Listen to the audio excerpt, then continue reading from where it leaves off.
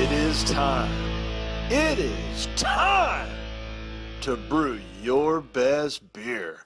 The 2015 SJ Porr Challenge is brought to you by the Grainbill Homebrew Supply, located in Red Lion, Pennsylvania.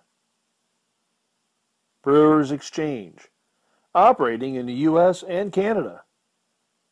Finney's Homebrew Emporium, located in Bishopdale, Christchurch, New Zealand.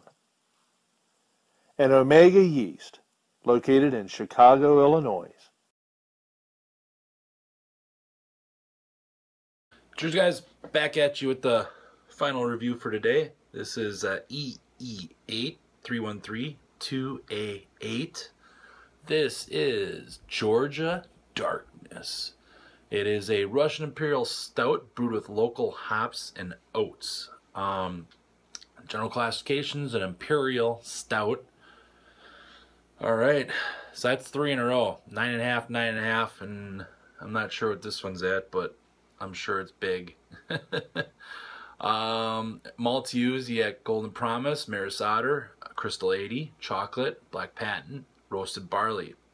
Hops, you got Amarillo, Columbus, and whatever is growing in my yard. You gotta love it. It's local, right? Yeast is London Ale 3.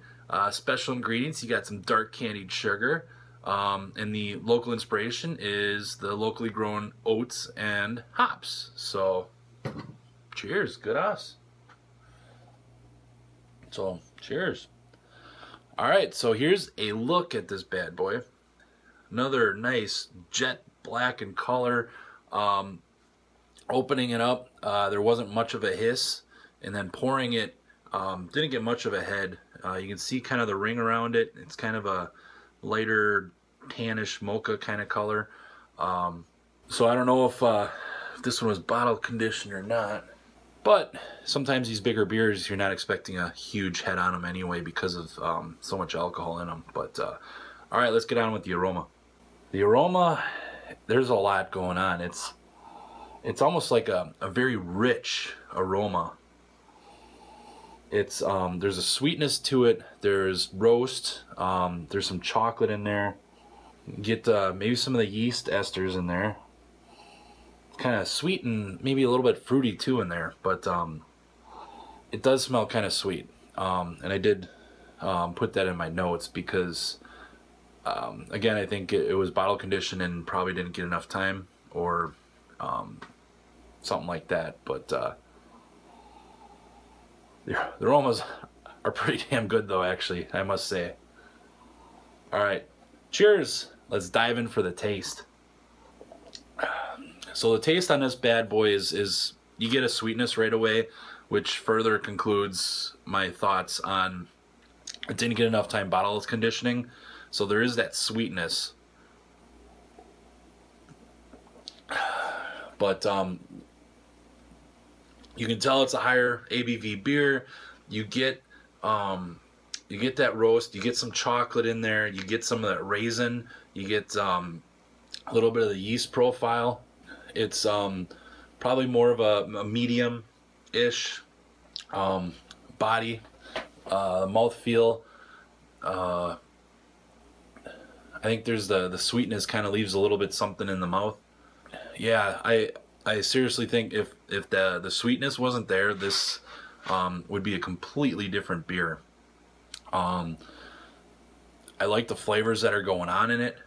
It's definitely a good recipe, I think, just from tasting the characters out of it. This is one of those ones that, with my newfound barrel age everything, this is one that I definitely like to put on some freaking bourbon and oak.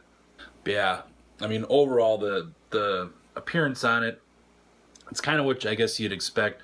Maybe a little bit light on the carbonation. Like I said, I don't need to repeat it, but the aromas, you got a lot of aromas coming off here. I mean, a lot of dark, and like I said, it's kind of a rich aroma on this one. It's nice, and the flavors, you got layers of flavors in there, but that sweetness again kind of took overpowered or maybe didn't took away from some of the other flavors on it. It's a really nice beer. This is one of those ones that I would definitely put some bourbon and oak with it, because this is a really good base recipe or base beer that would carry over nice in a bourbon beer. So cheers. I definitely like this beer. There's a lot going on, and it's a nice hearty beer too. So with that is EE8-313-2A8. It's Georgia Darkness, baby.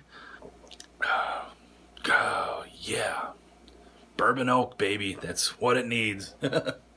All right, guys. Thanks for watching. Cheers. Thanks for brewing it. Thanks for getting in. And we'll see you on the next one.